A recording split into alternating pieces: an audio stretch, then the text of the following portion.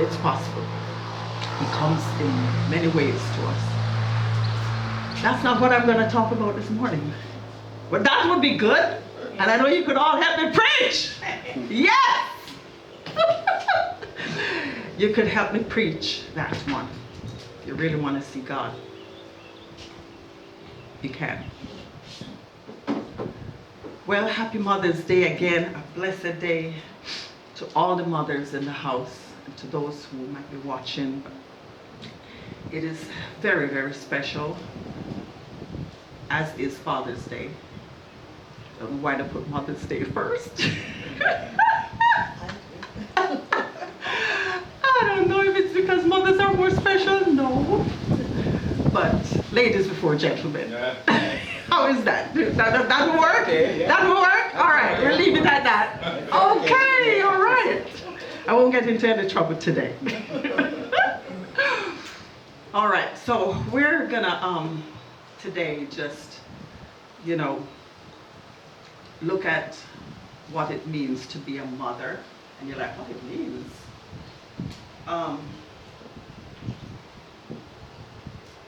Last Mother's Day, I was asked to minister at a particular church, and I had done some things which I'm just gonna touch on the beginning of that, what I did last Mother's Day about, and if Wayne could put that on for me.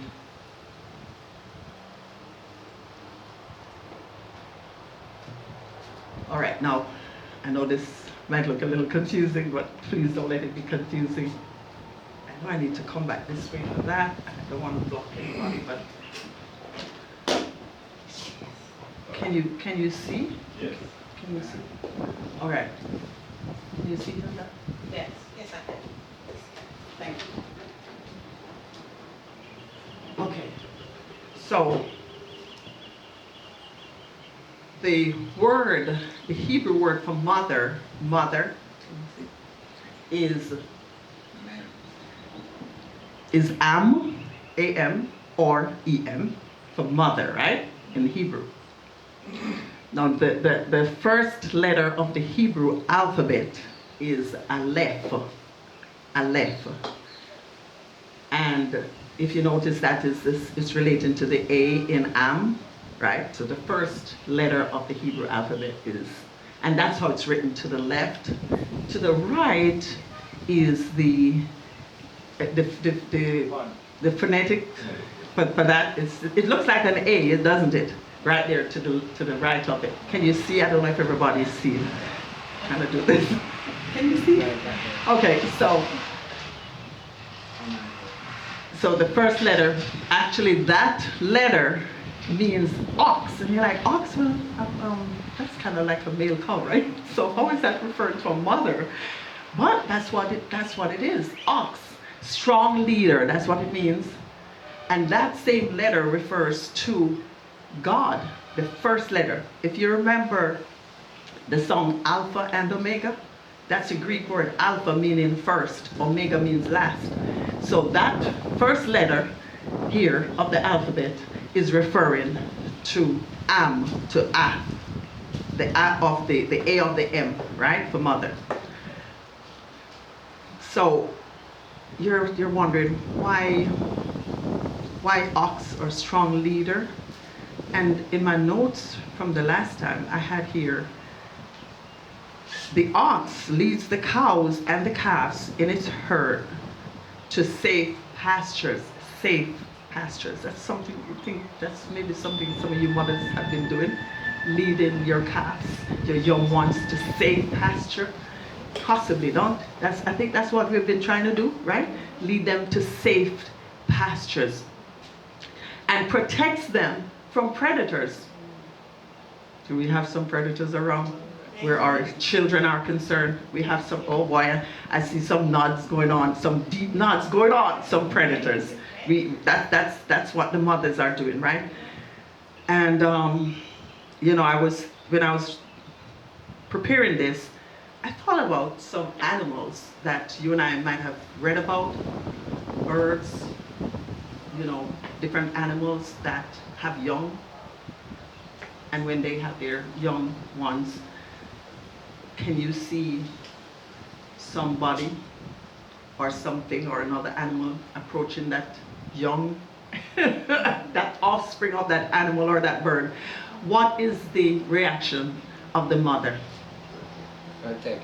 Yes, she might spread her wings around it, or if it's an animal, which they said the elephant, actually, the elephant is the most protective of all the animals towards their young.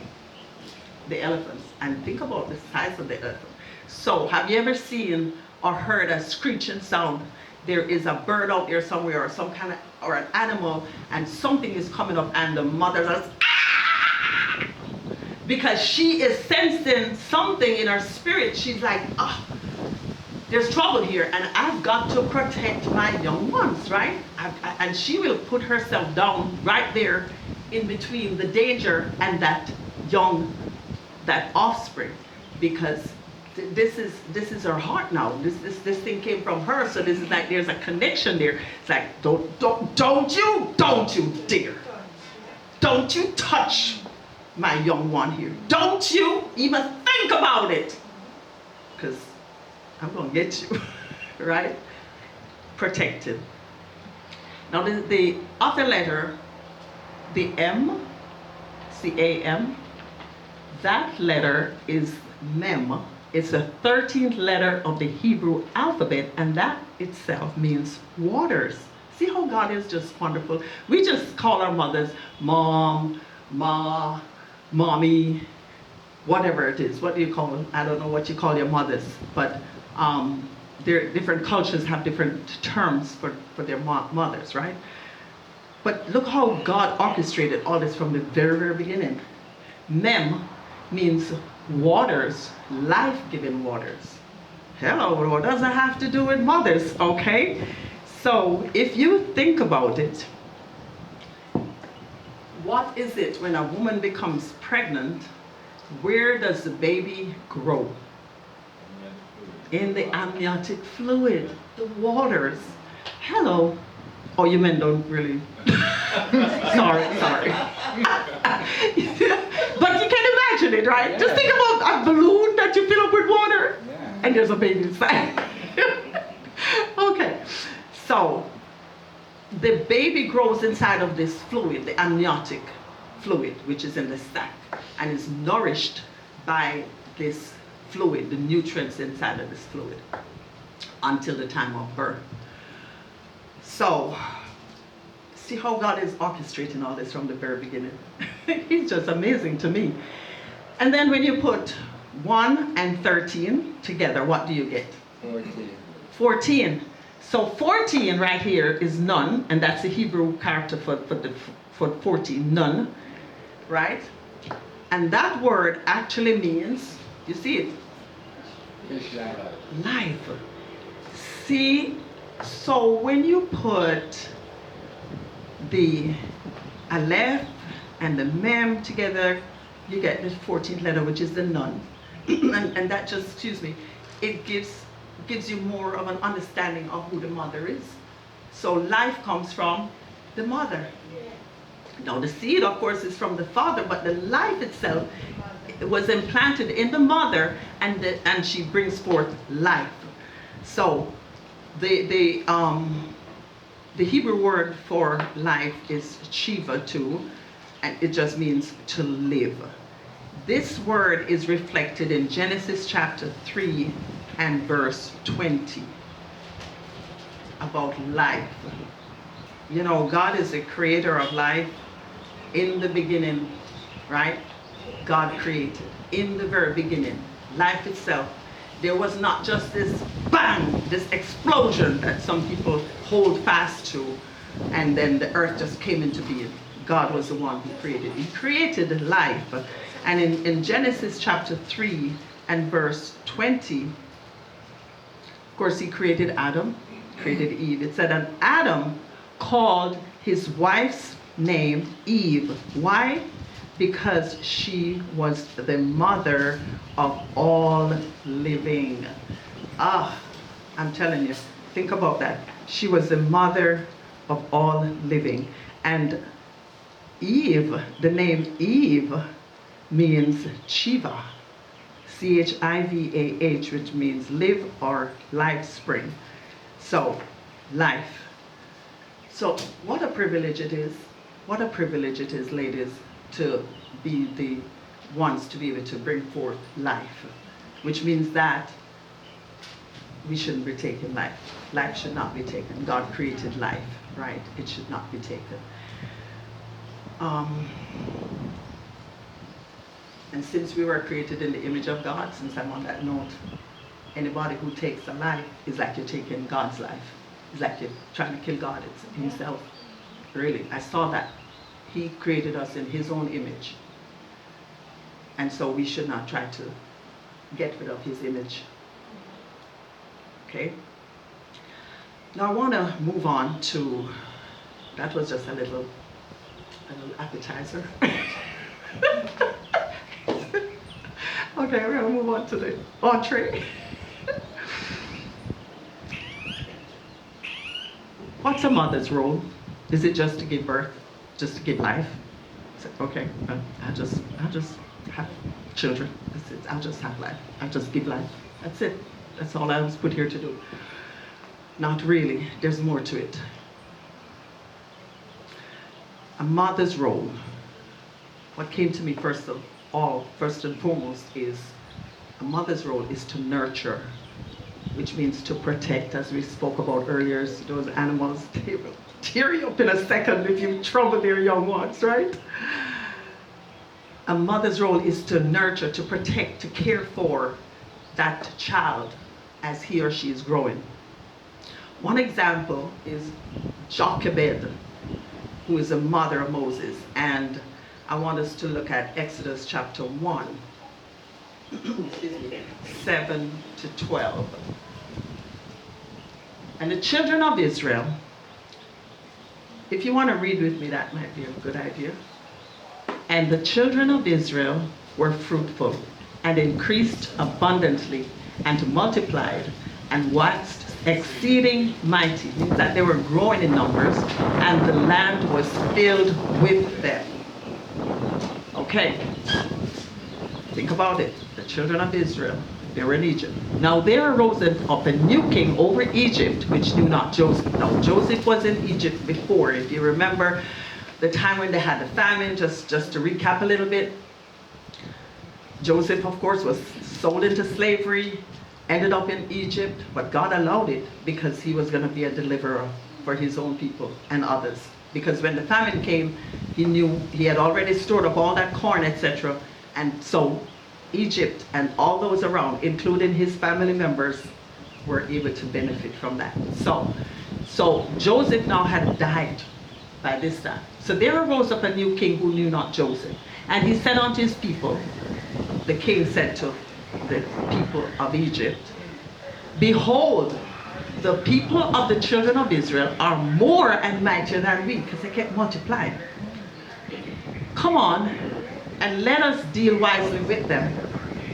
And lest they multiply, and it come to pass that when there falleth out any war, they join also unto our enemies. Think about it. And fight against us, so get them up out of the land. Therefore they did set over them, right? Taskmasters, that's the Egyptians now, were taskmasters over the Hebrews, to afflict them with their burdens. And they built for Pharaoh treasure cities, Pithom and Ramses. But the more they afflicted them, the more they multiplied and grew. Oh, don't tell me who could have done that. Who could have been doing something like that? You think that the more they afflicted them is the more they would die out and the numbers would decrease? But the more they afflicted them is the more they grew. Who could have done that? Really? And they were grieved. They were grieved because of the children. Like, what else we're going to do? Okay? So, next. Is there another verse? Okay, well, all right. Maybe not. Let's, because I'm going to paraphrase some things. So, as you see, yeah, let's look at verse 16 to 17, verses 16 and 17. So they're trying out. They're coming up with a plan B because plan A is not working. Verses 16 and 17. Can you see? We're oppressing them, we're afflicting them, we're making their lives hard, but they're still growing. So plan B.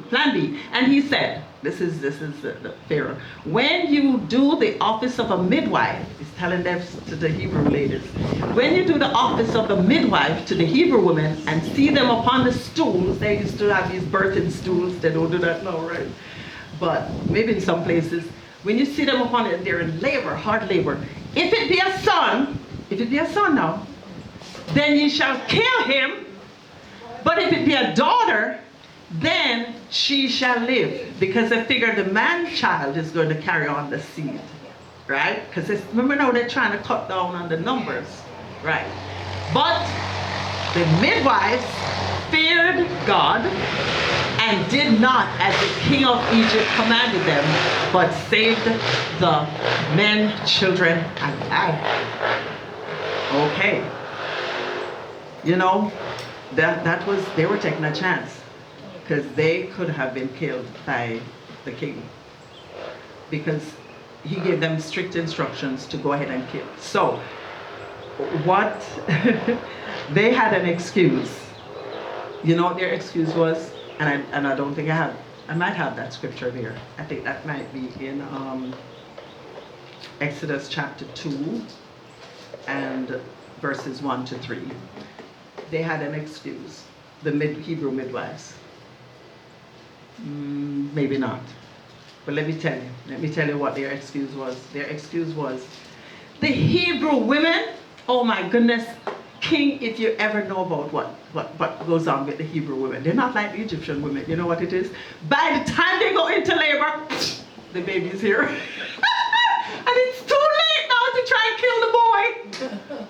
By the time we look, we don't even realize, you know, that it's a boy or it's a girl that's coming out, and boops, there's a boy, and we can't kill him again because he's already come right on out. They're so lively. He said, they're so lively.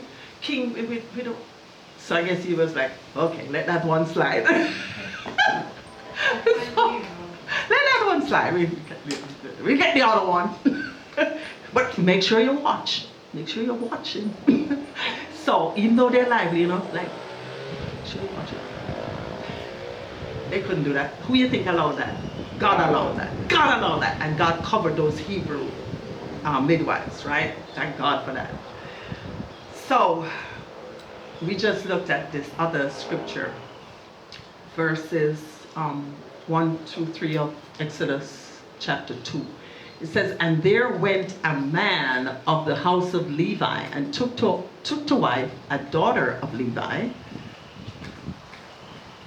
And the woman conceived and bare a son. And when she saw him that he was a goodly child, she hid him 3 months. You know who that is, don't you? And when she could not longer hide him, she took for him an ark of bulrushes and daubed it with slime and with pitch, and put the child therein, and she laid it in the flags by the river's brink. That woman was Moses' mother, Jochebed. If you think about it, if you were a mother back in those days, and you were pregnant and you were not sure what it is that you're going to have, boy or a girl. In those days, I don't think they could find out. They didn't have sonograms and ultrasounds.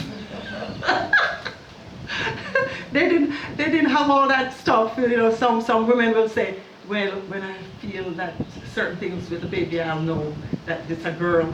And I feel another thing, you know, the boys kind of tend to go on the other side. Or when such and such, when I have a lot of heartburn, then I know it's a girl. Or something like that. Yeah. Or, you know, something. Back then, I don't know if they had any science, but they just knew when the baby came out, right? They just knew when the baby came out. Personally, we did not know until Kimberly came out, because when they did the ultrasound, they could not tell. They said, well, just buy yellow. Because Don't buy blue. Don't buy pink. Just go in the middle there. Get some yellow. But somebody told us that she felt it was a boy. So, of course, we gave her the name Jonathan for 9 months. She was Jonathan Kyle. And so when she came out, Wayne said, Sandra, it's a girl. I was like, my eyes? I was like, what? Are you serious? And of course, you know, he had walked with a baby name book to the hospital. It's just a kid. And we had 2.5 days to come up with a name, the hospital told us. So he was there going through, and he said, I like the name Naomi, you know, I like the name Naomi. And I was like, so I just heard, just like that, I just heard like somebody whispered it in my ear, Kimberly. And I said, what about Kimberly? He said, what about Naomi? And I said, what about, let's do Kimberly Naomi. So there are times when you just don't know what it is that you're gonna have. So think about Jochebed now. She's pregnant. She's about to give birth. She gives birth and voila, it's a boy. And what did the king say? Kill all the boys, because the Israelite number is increasing and they're gonna wipe us out. Really? So she's thinking, are you serious? I'm gonna have to hide this child. Because apparently after the children were born, they were still not in, you know, they were in danger of being killed. And so the nurturing instincts in Jochebed kicked in. She's like, no. This child came from my womb. I'm gonna really just let this child just go like that? It was against the law to have the child and even let the child grow up with you. That was not allowed. So the motherly instinct, the nurturing instinct in her kicked in, and she said, just what we read there, I'm going to put this child in an ark, so to speak, a mini boat. And I'm gonna pad it so that, you know, it won't sink and the child will be just fine. Don't know what's gonna happen with this child though. Don't know what's gonna happen. But I can't bear the thought of my child being hurt, being killed. I just can't stand it. It goes against my grain. I can't deal with that. I've gotta do something for my precious child. And of course, you all know the story that this little ark went on. God was just guiding the ark. And you know who was in the ark? Of course, Moses. And God knew that he was going to call Moses to be a deliverer anyway. So Moses couldn't die. God would not allow him to die. And so, of course, it just drifted on. And finally, one of Pharaoh's daughters, who was by the riverbank, she saw it. She said, what is that? And she got her maidens to go get this. She said, oh my goodness, it's a child. It looks like one of the Hebrew children. Oh my. And you know how God is just so wonderful? Moses' sister, Miriam, was nearby watching to see what would happen. And she called out to her and she said, would you like me to, I love this part, would you like me to go get one of the Hebrew ladies to take care of the child for you? That is so convenient. And she said, yeah, that would be a good idea. And I will pay the person to do so. How lovely. Moses' mother, Jochebed, got the wonderful privilege of getting her own child back for a little while. And she got paid for doing so. Oh, that's a win-win situation right there. She got paid for caring for her own child, which she would have done without any money. Without any money. In fact, it reminds me of a thing where, it's a song where the child is, the son later on is saying to the mother, if I can remember it, something about, Mom, what have something about you're owing me for this and owing me for that, and you know, I did all this for you, Mom, I did your yard, I did this, I built your house, and blah, blah, blah, blah, blah. And then the mother said, for the 9 months I carried you, no charge! You remember that? Yes, sir. No charge. No, it's not. No charge. We don't want the payment or whatever. Our payment is the reward that God has for us, and to see that child grow successfully and become who God wants that child to be, right? Not a nuisance to society, not a criminal, but we want that child to grow up into a well-rounded individual. That is the payment for a mother and a father. So I thought that was pretty neat that she got paid. I know she would have like, no, keep it. But you know what? That was an added blessing, right? That was an added blessing. So another role that I can think of for a mother is a mother teaches and admonishes her children. And I thought at first teaching and admonishing would be the same thing, but they're really not. Teaching is showing them how to live, you know, how to speak to your elders. That's something that today is kind of rare. Small children are mouthing off older adults and just saying any old thing, no respect at all, which we did not grow up like that. So the mother's role is to really teach your child the right ways to go, how to speak to people, how to approach people. Admonish now means to warn. Tell them, look, if you go over there, or if you do this, if you touch this, the fire is gonna burn you. If you disobey me and you do whatever it is, you might not want the consequences. They might not be good for you. And I know as a child, yes, I got some, I don't know how many of us got whippings. I did. Anybody? Yes. I got my share. Oh, I got my good share. And then my dad felt I am the eldest of all. So he said, you should know better. So guess what? I got more than the others. But I survived. And I benefited from it, right? So, you know, the mother the father does that too. But I guess with the nurturing quality that the mother has, she kind of wants to see that, you know, this child looks like he wants to go this way and that way. He's a little wayward. I've got to kind of make sure I break him. Especially in the days where mothers stayed at home, and so the fathers were at work. Mothers had a little more time with the children. So this one looks like he wants to do this, that way, and I have to bring him back. Admonish him, teach him, admonish him or her. My mom used to say that she's gone on to be with the Lord, but she used to say, I asked the Lord to give me girls because I think boys are hard to handle. I don't know how true that is. Can anybody say that's true?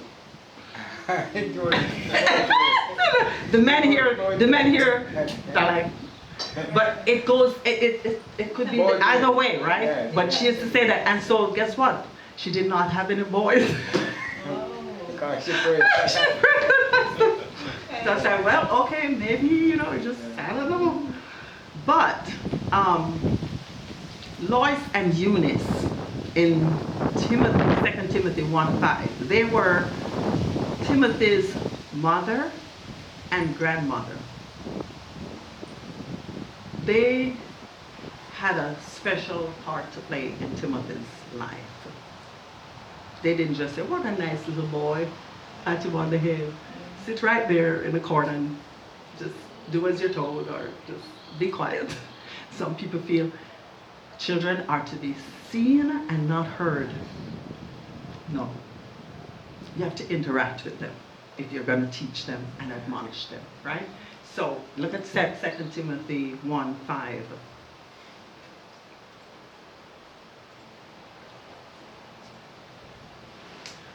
This is Paul talking to Timothy. It says, when I call to remembrance the unfeigned, that is, there's no pretense, unfeigned faith that is in thee, Timothy, which dwelt first.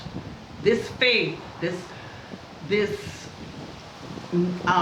real faith, no pretense, was first seen in your grandmother Lois and your mother Eunice, and I'm persuaded this is in you.